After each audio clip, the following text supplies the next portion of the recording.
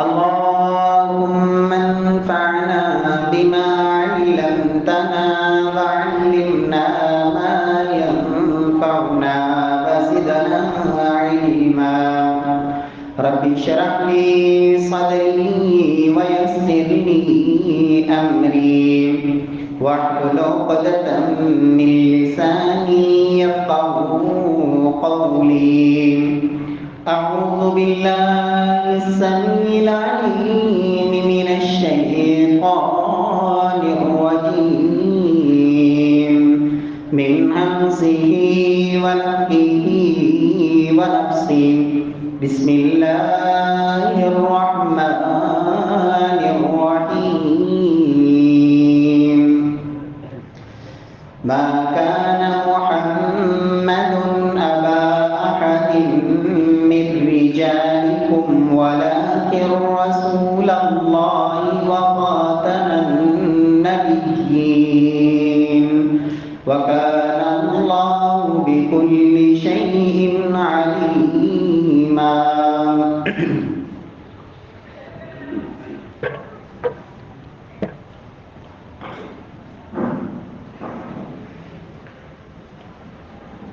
ما كان محمد أبا أحد من رجالكم محمد صلی اللہ علیہ وسلم تمہارے مردوں میں سے کسی ایک کے باپ نہیں ہیں ولکن رسول اللہ وخاتم النبیین لیکن وہ تو اللہ کے رسول اور خاتم النبیین پیغمبر ہیں وکان اللہ بکل شیء علیما اور اللہ رب العزت ہر چیز کو خوب جاننے والے ہیں۔ معزز سامعین کرام، محترم بھائیوں، بزرگوں، دوستوں، معززات ماؤں اور بہنوں، عقیدہ یہ ایک ایسی بنیاد ہے کہ جس پر تمام اعمال کا انحصار اور دار و مدار ہے۔ اگر انسان کا عقیدہ درست ہو تو عقیدے کے درست ہونے کی بنیاد پر میرا رب چاہے گا تو تھوڑے عمل کو بھی زیادہ کر دے گا اور تھوڑے اعمال پر بھی وہ چاہے تو بخشش کا پروانہ تھما دے اور جنت کا وارث بنا دے۔ لیکن اگر انسان اعمال وہ پہاڑوں کے برابر لے کے آ جائے، انسان عمل کر کر کے اپنے آپ کو زندگی میں تھکا لے اور اس تھکاوٹ کے اثرات اس کے جسم سے نمایاں ہوں، خوب محنت کر لے لیکن عمل اس کی بنیاد عقیدہ درست پر نہیں، عقیدے کا بگاڑ ہے، تو پھر یہ پہاڑوں کے برابر اعمال کو بھی میرا رب راکھ کے ڈھیروں کی طرح اڑا دے گا۔ اسی لیے نبی کائنات صلی اللہ علیہ وسلم نے سیدنا معاذ بن جبل کو جب یمن روانہ فرمایا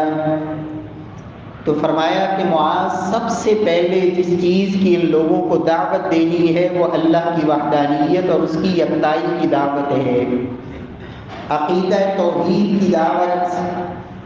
اور محمد مصطفیٰ صلی اللہ علیہ وسلم کی رسالت اور نبوت،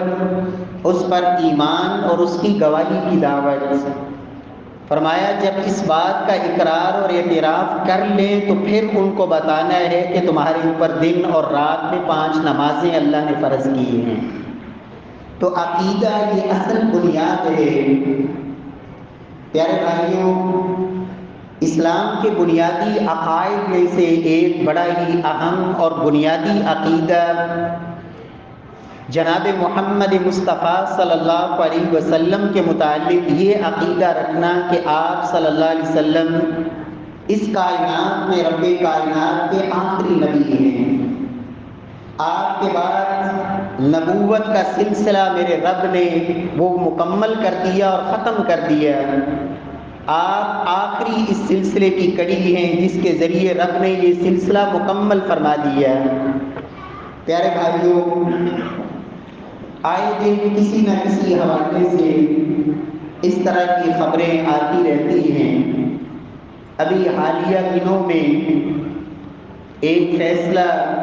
چیف جسٹس کی طرف سے جو آیا اور علماء کرام کے درمیان کو ایک بحث کا ذریعہ بنا ہوا ہے کہ جہاں ایسا ایک قادیانی جو اس ملک کے اندر کہ جسے لا الہ الا اللہ محمد الرسول اللہ اس کلمے کی بنیاد پہ حاصل کیا گیا ہے، اس کے اندر وہ ایک ایسی تفسیر صحیح کے نام سے جو قادیانیت کی ترویج اور اشاعت کے لیے وہ کوشاں تھا، جسے گرفتار کر لیا گیا، کیس چلتا رہا، آخر اسے رہا کر دیا گیا، اور ساتھ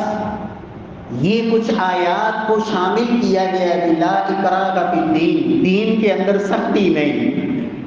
میرے پیارے بھائیوں، یاد رکھیں، قرآن مجید اس کا فہم اور قرآن مجید کی تفسیر میں اور آپ اپنی مرضی سے کوئی بھی بیان نہیں کر سکتے کہ جو دل میں آئے قرآن کا مفہوم پیش کر دیں۔ لا اکراہ فی الدین کا یہ معنی نہیں ہے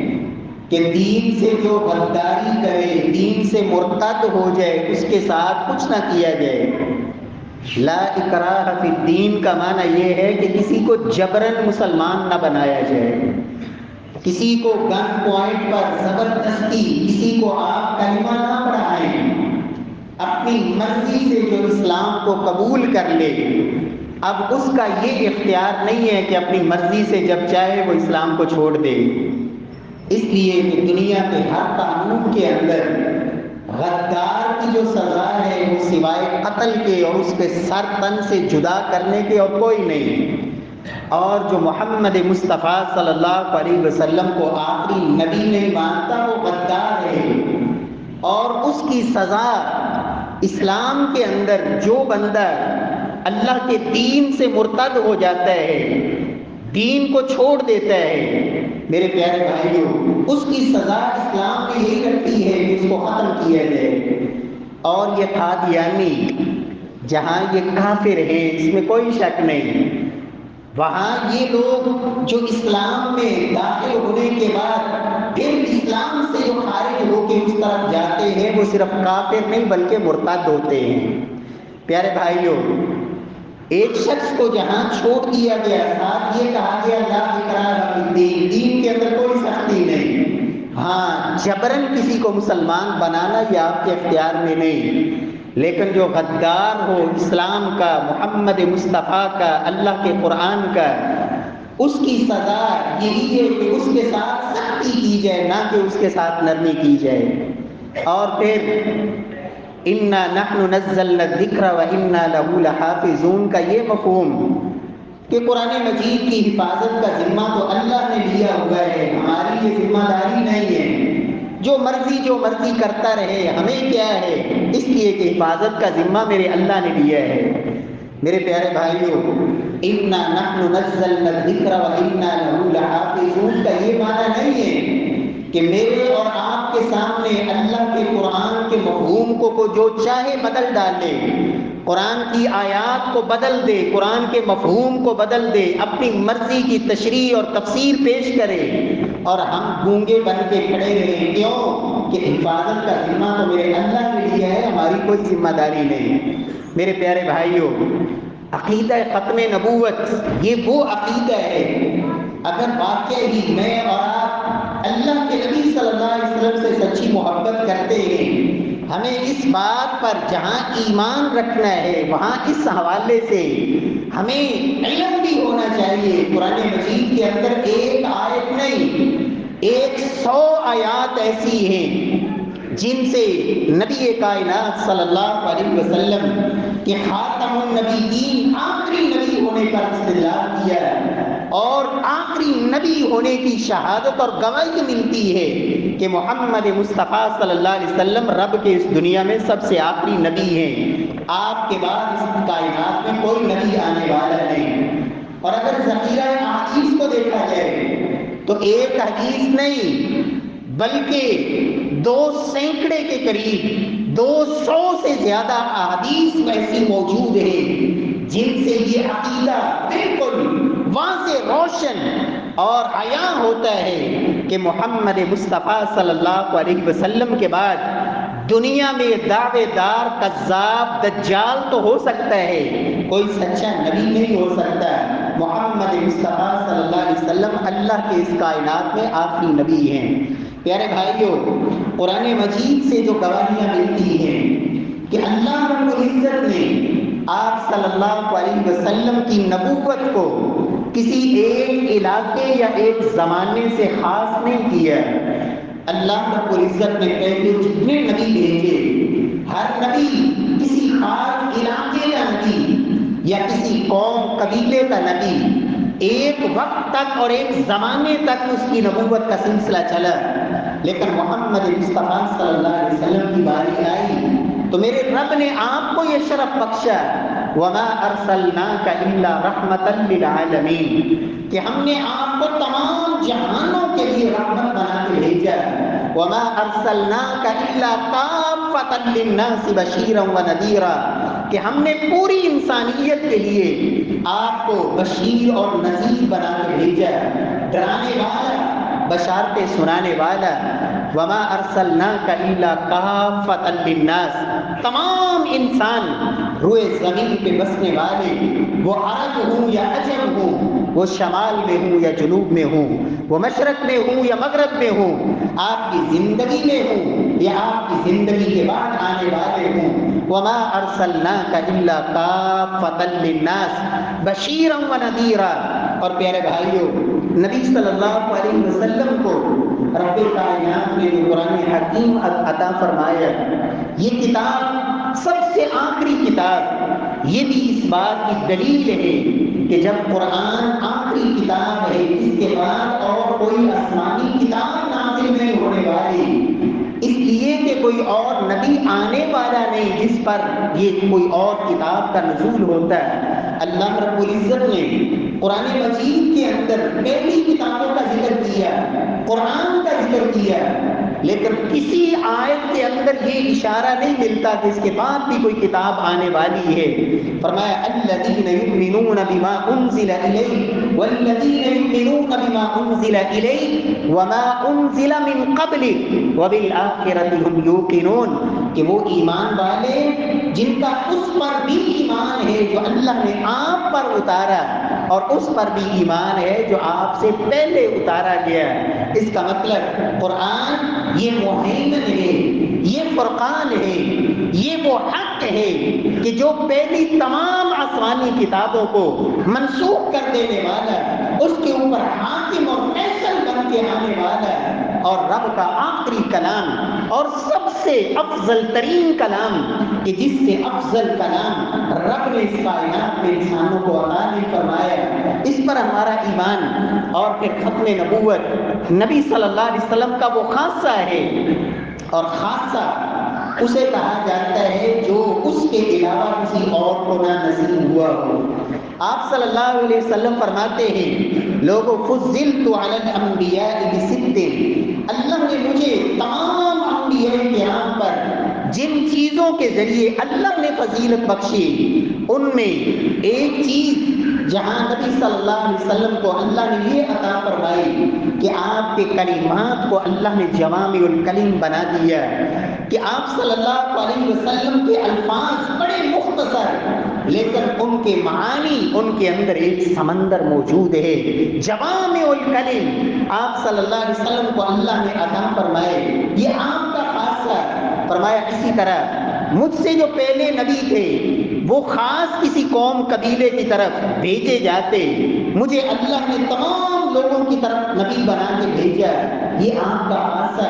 پہلے نبیوں اور ان کی امتوں کو یہ حکم تھا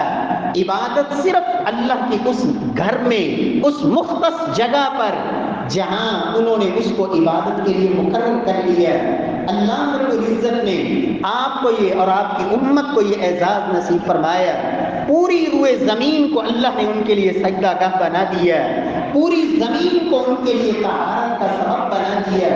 اور آپ صلی اللہ علیہ وسلم نے فرمایا وَخُتِمَ بِيَ النَّبِيُّونَ، اور اللہ نے مجھے یہ بھی خاصہ عطا فرمایا کہ میرے ذریعے نبیوں کا سلسلہ اللہ نے ختم کر دیا،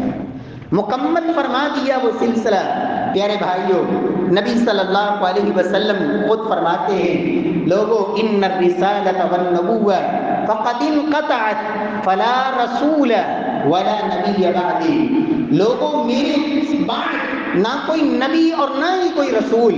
وہ نبوت اور رسالت کا سلسلہ جناب آدم سے جو چلا، مختلف اللہ رب العزت نے انبیاء اور رسول دنیا میں مبعوث فرمائے، جناب نوح علیہ السلام، پھر موسیٰ، عیسیٰ، یہ سارے انبیاء کرام کا ایک سلسلہ، فرمایا فلا رسول ولا نبی بعدی، نہ تو رسول اور یہ رسول نکرہ ہے، ولا نبی، یہ نبی بھی نکرہ ہے۔ اور اہل علم جانتے ہیں نکرہ جب نفی کے تحت آتا ہے اس میں ایسا عموم پایا جاتا ہے، فلا رسول ولا نبی، کسی معنی میں کوئی رسول اور کسی معنی میں کوئی نبی، کسی بھی مفہوم کے لحاظ سے، فرمایا میرے بعد نہ کوئی رسول آنے والا ہے اور نہ ہی کوئی نبی آنے والا ہے۔ اللہ نے یہ سلسلہ مکمل فرما دیا، اور خود نبی صلی اللہ علیہ وسلم نے اس کی ایک خوبصورت مثال بیان فرمائی، فرمایا لوگوں میری اور مجھ سے پہلے جتنے اللہ نے نبی بھجوائے سب کی مثال ایسے ہے جیسے کسی نے خوبصورت عمارت بنائی اور اس کے اندر ہر جگہ کو مکمل کر دیا، لیکن ایک جگہ، ایک اینٹ کی جگہ چھوڑ دی، لوگ آتے ہیں اس بلڈنگ، اس محل، اس کا چکر لگاتے ہیں، اس کا وزٹ کرتے ہیں، دیکھتے ہیں، اس کے حسن پہ تعجب کرتے ہیں، کتنی خوبصورت عمارت، کتنی خوبصورت یہ گھر، اور کتنا خوبصورت یہ، کتنی خوبصورت یہ بلڈنگ، کتنا خوبصورت گھر، لیکن اگر یہ ایک اینٹ کی جگہ بھی مکمل ہو جائے تو کیا ہی بات ہے۔ اللہ کے نبی صلی اللہ علیہ وسلم فرماتے ہیں لوگوں فَأَنَا النَّبِيُّ وَأَنَا خَاتَمُ النَّبِيِّينَ، اس عمارت کی سب سے آخری اینٹ وہ میں محمد صلی اللہ علیہ وسلم ہوں، میرے ذریعے رب نے وہ گھر، وہ نبوت والا جو گھر تھا، میرے رب نے اس کو مکمل کر دیا، میں اس سلسلے کی آخری اینٹ ہوں جس سے رب نے اس خوبصورت محل کو پایا تکمیل تک پہنچایا۔ فلا نبی بعدی، اب میرے بعد کوئی نبی نہیں ہو سکتا۔ پیارے بھائیوں، نبی صلی اللہ علیہ وسلم نے اپنی نبوت کو اس انداز میں بھی سمجھایا، بعثت انا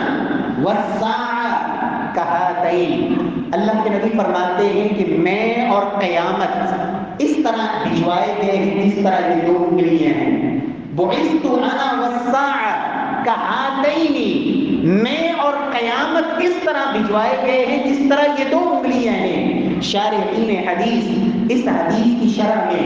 امام ابن حبان رحمہ اللہ فرماتے ہیں اللہ کے نبی صلی اللہ علیہ وسلم نے اپنی اور قیامت کا اس دو انگلیوں کے ساتھ تشبیہ دی، فرمایا آپ کا مقصد یہ ہے جس طرح اس سبابہ اور وسطیٰ کے درمیان کوئی فاصلہ نہیں، اس طرح میرے اور قیامت کے درمیان کسی اور نبی کا کوئی فاصلہ نہیں، میں آخری نبی ہوں، میرے بعد آئے گی تو قیامت آئے گی، کوئی نبی نہیں آئے گا۔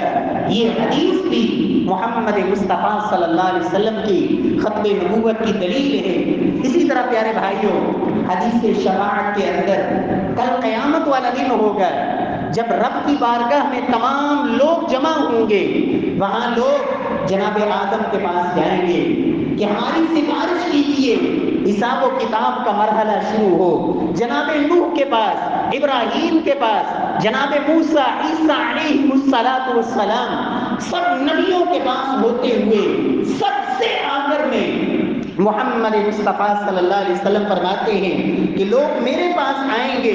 اور مجھ سے آ کے کہیں گے کہ آپ اللہ کے آخری نبی ہیں، آخر الانبیاء، آپ سب سے آخری نبی ہیں، آپ ہماری سفارش کیجیے۔ اللہ کے رسول صلی اللہ علیہ وسلم فرماتے ہیں میں پھر رب کے سامنے وہاں سجدے میں گروں گا، اللہ رب العزت کی تعریف اور رب کی حمد بجا لاؤں گا، اور پھر رب سے تمام لوگوں کے حق میں سفارش کروں گا، پھر یہ سفارش کا مرحلہ شروع ہوگا۔ اللہ کے نبی صلی اللہ علیہ وسلم نے اپنے جو نام بتائے، فرمایا لوگوں میں محمد بھی ہوں صلی اللہ علیہ وسلم، میں احمد بھی ہوں، اور فرمایا انا الحاشر انا الماہی۔ اللہ کے نبی صلی اللہ علیہ وسلم فرماتے ہیں لوگوں میرا نام محمد بھی ہے صلی اللہ علیہ وسلم، جس کی کل کائنات تعریف کرے، احمد جو سب سے بڑھ کے تعریفیں کرنے والا،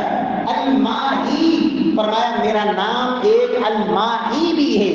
ماہی کا معنی مٹانے والا، جس کے ذریعے رب نے کفر کو مٹا دیا، انا الحاشر میرا نام ایک حاشر بھی ہے جس کے پیچھے لوگوں کو اکٹھا کیا جائے گا، وَأَنَا الْعَاقِبُ فرمایا میرا ایک نام العاقب بھی ہے، اور عاقب وہ ہوتا ہے الذی لیس بعدہ نبی، جس کے بعد کوئی اور نبی نہ ہو، جو سب سے آخری نبی ہو، اسے عاقب کہا جاتا ہے۔ فرمایا انا العاقب میں سب سے اللہ کا آخری نبی۔ پیارے بھائیوں، نبی صلی اللہ علیہ وسلم نے یہ پیشین گوئی فرمائی تھی کہ یہ جو نبوت کا سلسلہ ہے اللہ نے مکمل تو فرما دیا، لیکن دنیا کے اندر فرمایا 30 کے قریب لا تقوم الساعة حتى تلحق قبائل من امتی بالمشرکین وحتى يعبد الاصنام، فرمایا اس وقت تک قیامت نہیں آئے گی جب تک کچھ لوگ بتوں کے پجاری نہ ہو جائیں، جب تک کچھ لوگ مشرکوں سے مل نہ جائیں، مسلمانوں کی مخالفت میں مشرکوں سے جا ملیں اور بتوں کی پوجا نہ کرنے لگ جائیں، اور فرمایا اس وقت تک بھی قیامت نہیں آئے گی جب تک 30 کے قریب دجال اور کذاب قسم کے ایسے دعوے دار نہ پیدا ہو جائیں جو یہ دعویٰ کریں گے کہ میں نبی ہوں۔ فرمایا وہ کذاب اور دجال ہوں گے، فرمایا وہ جھوٹے ہوں گے، اس لیے کہ میرے بعد اللہ رب العزت نے یہ نبوت کا سلسلہ مکمل فرما دیا، میرے بعد کوئی نبی نہیں۔ اور ایک روایت میں سلسلہ صحیحہ میں 30 سے زیادہ کے لفظ بھی موجود ہیں، لَيَكُونَنَّ قَبْلَ الْمَسِيحِ الدَّجَّالِ كَذَّابُونَ 30 او اکثر، فرمایا 30 یا 30 سے زیادہ ایسے دعوے دار پیدا ہوں گے جو نبوت کا دعویٰ کریں گے۔ یہاں ایک اشکال پیش کیا جا سکتا ہے کہ کوئی بھی کفار کی طرف سے اٹھیں، ایک ہی وقت میں کوئی 40-50 لوگ نبوت کا دعویٰ کرتے، آپ نے نبی نے تو کہا 30 کے قریب ہوں گے یا 30 سے کچھ زیادہ، تو یہ تو ایک وقت میں کئی ہو سکتے ہیں۔ یاد رکھیں صرف دعویٰ نہیں بلکہ دعوے کے بعد جس کے پیروکار بھی پھر پیدا ہوں، جس کو کچھ ماننے والے اور جس کی کچھ شان و شوکت بڑھے، لیکن میرے رب کا وعدہ ہے وہ مسیلمہ کذاب جیسے، اسود عنسی جیسے نبوت کے دعوے دار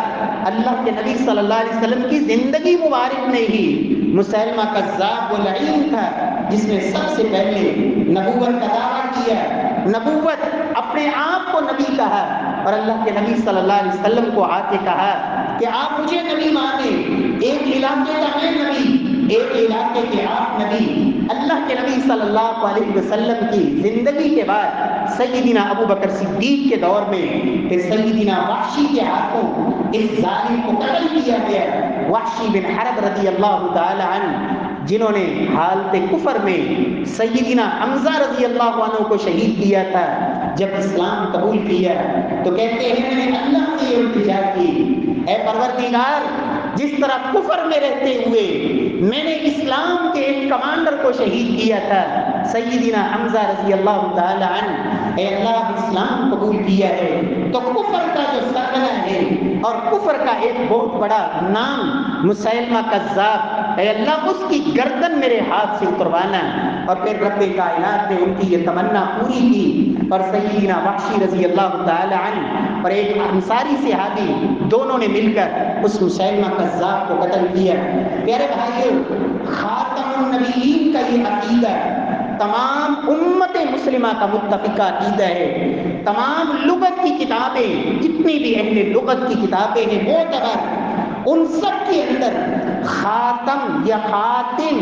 دو قراتیں ہیں اس لفظ کے اندر، خاتم النبیین اور خاتم النبیین، تا کے کسرہ کے ساتھ اور تا کے فتح کے ساتھ دونوں کا معنی یہی ہے، سب سے آخر میں آنے والا، جس کے بعد کوئی اور نہ ہو، سب سے آخری اور سب سے آخر میں آنے والا، اسے خاتم یا خاتم کہا جاتا ہے۔ نبی کائنات صلی اللہ علیہ وسلم نے جس طرح حدیث کے اندر اس عقیدے کو کھول کر بیان فرمایا، قرآن مجید کی اس آیت کی تفسیر میں مفسرین نے ایک نہیں، جتنی بھی معتبر تفاسیر ہیں، تفسیر طبری سے لے کر جتنے بھی کشاف ہیں، معالم التنزیل ہیں یا تفسیر القرآن العظیم ہے، جتنی بڑی بڑی تفسیر کی امہات الکتب ہیں، سب کے اندر اس کا معنی یہ لکھا گیا، الذی ختم النبوہ، جس کے ذریعے رب نے نبوت کا سلسلہ مکمل کر دیا، اس پر ایسی مور لگا دی کہ جسے قیامت تک پھر توڑا نہیں جا سکتا۔ یہ معنی ہوتا ہے خاتم النبیین کا۔ پیارے بھائیوں، اللہ سبحانہ و تعالی ہم سب کو اس عقیدے پر اللہ کاربند بھی رکھے، اس پر پہرا دینے والا بھی بنائے، اور اس عقیدے کے خلاف اٹھنے والی ہر سازش اس کو بے نقاب کرنا اور اس کو دنیا کے اندر عبرت کا نشان بنانا میرے پیارے بھائیوں کی ذمہ داری ہے، اہل ایمان کی ذمہ داری ہے، اور یہ صحابہ کا طریقہ رہا۔ سیدنا عثمان کا دور تھا، اطلاع ملی کہ ایک گھر کے اندر 80 کے قریب افراد ایسے ہیں جو بیٹھے مسیلمہ کی جو کتاب ہے، مسیلمہ جو اپنے آپ کو نبی کہتا تھا، اس کی کتاب بیٹھے پڑھ رہے ہیں۔ سیدنا عبداللہ بن مسعود کو پتہ چلا، ایک گھڑ سوار انہوں نے تیار کیا دستہ، اور ان سب کو پکڑ کے لایا گیا۔ سب کے سب لوگ طائب ہو گئے اور اپنی غلطی کا اعتراف کیا۔ ایک شخص اس نے اس سے انکار کر دیا، ابن نواحہ نامی شخص، اور سیدنا عبداللہ بن مسعود رضی اللہ تعالی عنہ انہوں نے پھر یہ حکم سنایا، فیصلہ کیا کہ اگر یہ توبہ نہیں کرے گا تو پھر اس کو رب کی زمین پہ رہنے کا حق نہیں۔ اس کی گردن اتاری گئی اور اس کے جسم سے سر کو جدا کر دیا گیا،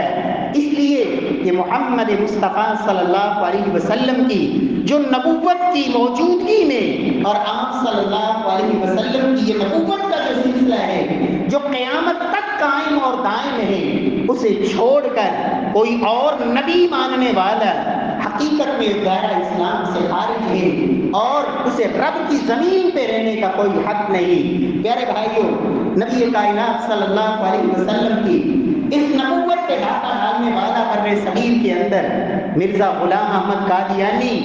علیہ ما یستحق، کذاب اور دجال قسم کا یہ آدمی، اس دور کے اندر بھی علماء نے اپنی تحریر کے ذریعے، تقریر کے ذریعے، اس سے مناظروں کے ذریعے، اور پھر مولانا ثناء اللہ احمد سری رحمہ اللہ رحمتاً واسعہ، جنہوں نے مباہلہ کیا اس کے ساتھ اور چیلنج کیا، خود اس نے کہا آؤ میرے ساتھ مباہلہ کرو، اور مولانا ثناء اللہ احمد سری رحمہ اللہ جنہوں نے اس کے ساتھ مباہلہ کیا، اور دعویٰ یہ تھا کہ جو جھوٹا ہوگا وہ سچے کی زندگی میں وہ مارا جائے گا، سچا وہ بعد میں بھی زندہ رہے گا، جھوٹا پہلے مرے گا۔ مولانا ثناء اللہ احمد سری رحمہ اللہ، ان کے اوپر حملے بھی ہوئے، بیمار بھی ہوئے، انہوں نے کہا مجھے ساری دنیا کے ڈاکٹر کہہ دیں، حکیم کہہ دیں کہ ثناء اللہ نہیں بچ سکتا، میرا ایمان اور یقین یہ ہے جب تک یہ نعیم کذاب زندہ ہے ثناء اللہ کو موت نہیں آ سکتی۔ اور رب نے 40 سال پھر اس مرزا غلام احمد قادیانی کے بعد اللہ نے ان کو زندہ رکھا۔ پیارے بھائیوں، یہ ختم نبوت کا وہ عقیدہ جو اس ملک کے اندر 1974 کے اندر باقاعدہ یہ آئین بنا، قانون بنا کہ کوئی بھی قادیانی اپنے آپ کو مرزا غلام احمد قادیانی کو، اس کے ساتھیوں کو صحابی نہیں کہہ سکتا، اور ان کے لیے رضی اللہ عنہ کی اصطلاح استعمال نہیں کر سکتا، اپنی عبادت گاہ کو مسجد نہیں کہہ سکتا، اور مرزے کی بیویوں کو امہات المؤمنین اس طرح کی اصطلاح نہیں استعمال کر سکتا۔ یہ ساری چیزیں اور باقاعدہ اس قانون میں یہ شامل ہے کہ باقاعدہ یہ قادیانی جو اپنے آپ کو احمدی کہیں، لاہوری کہیں، کسی شکل میں بھی ہوں، یہ باقاعدہ اپنا جو ان کا مذہبی لٹریچر ہے اس کی اشاعت نہیں کر سکتے اور اس کی تبلیغ اور دعوت نہیں دے سکتے۔ میرے پیارے بھائیوں، اگر اس طرح کی کسی بھی شرک کے اندر کوئی بھی لچک دی جائے گی، یقیناً یہ غداری جہاں رب کے قانون کے ساتھ ہے، محمد مصطفیٰ کی ذات کے ساتھ ہے، وہاں اس عرض پاکستان کے ساتھ بھی ہے، جس کے اندر یہ باقاعدہ مسلمانوں نے لمبی جد و جہد کے بعد اور ایک بڑی قربانیوں کے بعد جنہوں نے اس نتیجے کو حاصل کیا تھا کہ یہ لوگ مسلمان نہیں، مسلمانوں کے نام پہ ایک داغ اور دھبا ہے اور دھوکہ ہے، دنیا کو یہ دھوکہ دیتے رہے، لیکن محمد مصطفیٰ صلی اللہ علیہ وسلم کے سچے وفادار اور سچے محب ان کو یہ نہ دھوکہ دے سکے نہ دے سکیں گے۔ اللہ رب العزت سے دعا ہے کہ خالق ارض و سما ہم سب کو زندہ رکھے، عقیدہ توحید پہ رکھے، عقیدہ ختم نبوت پہ زندہ رکھے، اور رب کائنات کل قیامت والے دن خاتم النبیین محمد مصطفیٰ صلی اللہ علیہ وسلم کی اللہ رب العزت شفاعت نصیب فرمائے، آپ کے صحابہ ان کا ساتھ نصیب فرمائے، اور حوض کوثر کی اللہ جام نصیب فرمائے، زندہ رکھے، اللہ ایمان پہ رکھے، عقیدہ توحید پہ رکھے، اور رب کائنات خاتمہ ایمان اور آخری وقت زبان پہ کلمہ توحید جاری فرمائے۔ وأقول قولي هذا وآخر دعوانا الحمد لله رب العالمين۔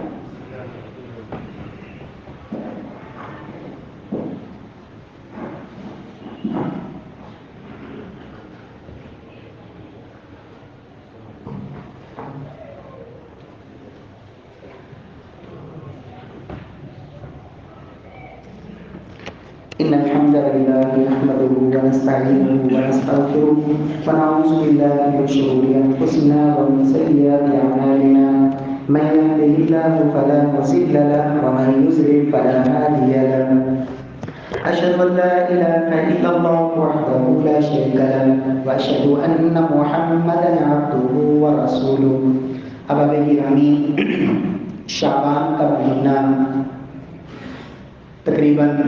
کوئی نصف کے قریب پہنچ چکا ہے، اور شعبان کی 15ویں رات کے حوالے سے ہمارے معاشرے کے اندر بہت سی ایسی باتیں معروف اور مشہور ہیں جن کے بارے میں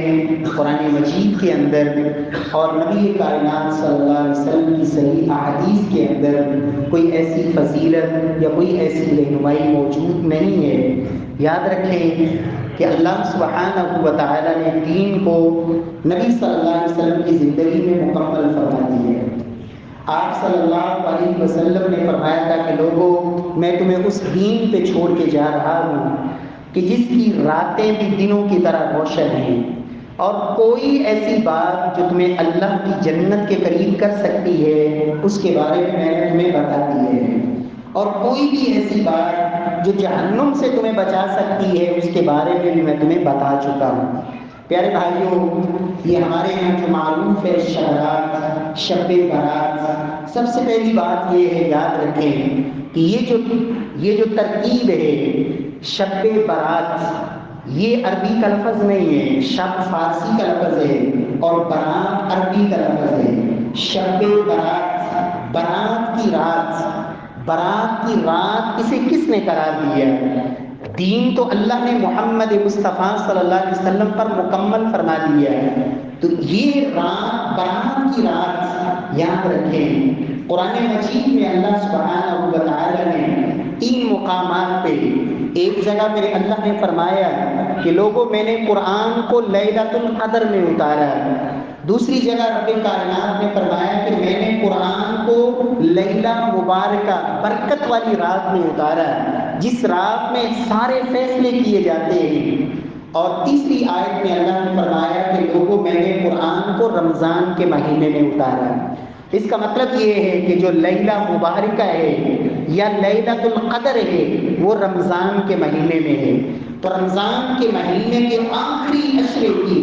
تمام 5 راتوں میں سے کوئی ایک رات وہ لیلۃ القدر بھی ہے اور وہ لیلہ مبارکہ بھی ہے، جس رات کی عبادت اللہ کے رسول نے کی، کر کے دکھائی، صحابہ کو بتایا، ساری رات صحابہ نے عبادت کی، میرے پیارے بھائیوں، شعبان کی 15ویں رات، اسے عبادت کی رات قرار دینا، یہ اللہ کے دین کے اندر اضافہ ہے، اللہ کے دین میں اپنی مرضی کا اضافہ ہے۔ ہاں، ایک شخص روزانہ عبادت کرتا ہے رات کو، وہ شعبان کی 15ویں رات بھی کرے، اس کے لیے کوئی رکاوٹ نہیں، لیکن کسی دن یا رات کو جب ہم اپنی مرضی سے خاص کرتے ہیں تو یہ دین سازی ہے، اور یہی بدعت کہلاتی ہے، جس کا مطلب ہوتا ہے گمراہی۔ اور بدعت اللہ کے قریب کرنے والی نہیں ہوتی، بلکہ اللہ رب العزت سے دور لے جانے والی ہوتی ہے۔ اللہ کے رسول صلی اللہ علیہ وسلم نے گمراہی قرار دیا۔ شعبان کے اندر نبی صلی اللہ علیہ وسلم کثرت سے روزے رکھا کرتے تھے۔ سیدہ عائشہ فرماتی ہیں حتیٰ کہ بسا اوقات آپ شعبان کا پورا مہینہ ہی روزے رکھ لیتے، رمضان کا پورا مہینہ روزے رکھتے۔ ہاں، کثرت سے ایک شخص کا معمول ہے روزے رکھنا عام دنوں کے اندر، وہ شعبان میں بھی رکھے،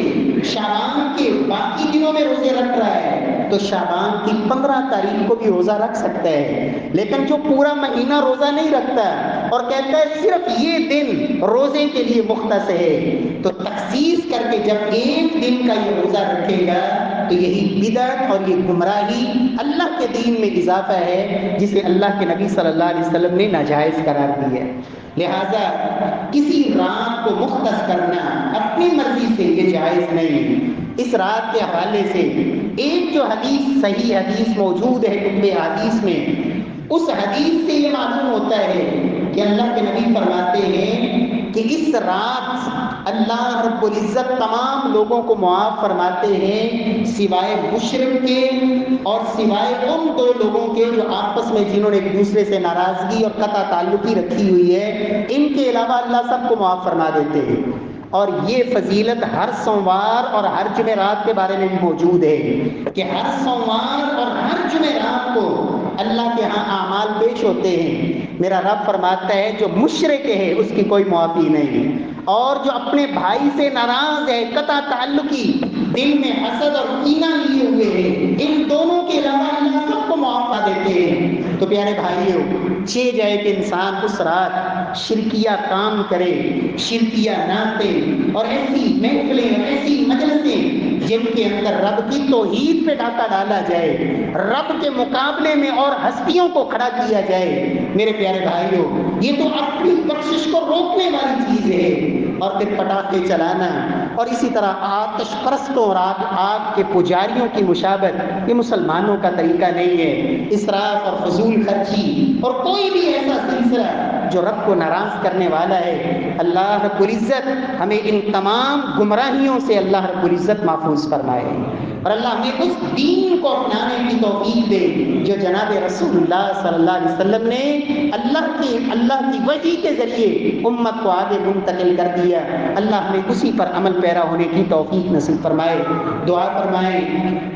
جتنے بھی بیمار ہیں اللہ رب العزت ان کو شفائے کاملہ عاجلہ نصیب فرمائے۔ محترم کامران صاحب جو بیمار ہیں، سب بیمار ہیں، ICU میں ہیں، دعا فرمائیں اللہ رب العزت ان کو شفائے کاملہ عاجلہ نصیب فرمائے، اور اللہ رب العزت ان کو ایمان اور صحت والی زندگی نصیب فرمائے۔ ہمارے بزرگ محترم ابو بکر صدیق سلفی حفظہ اللہ، ان کے بھائی جو گزشتہ دنوں وفات پا گئے، دعا فرمائیں اللہ رب العزت جانے والے بزرگ ان کی مغفرت فرمائے، اور اللہ انہیں جنت الفردوس میں جگہ نصیب فرمائے، ان کی حسنات کو اللہ قبول فرمائے اور سیئات سے درگزر فرمائے۔ اللہ رب العزت تمام بیماروں کو شفا نصیب فرمائے، اور الہ العالمین پروردگار جتنے بھی مسلمان مومن مواقع دنیا سے چلے گئے اللہ سب کی مغفرت فرمائے۔ ہم سب کو اللہ ایمان پر رکھے، عقیدہ توحید پر رکھے، قرآن و سنت پر عمل کرنے والا بنائے، اور اللہ رب العزت ہماری اولادوں کو اللہ آنکھوں کی ٹھنڈک بنائے، ہمارے لیے صدقہ جاریہ بنائے۔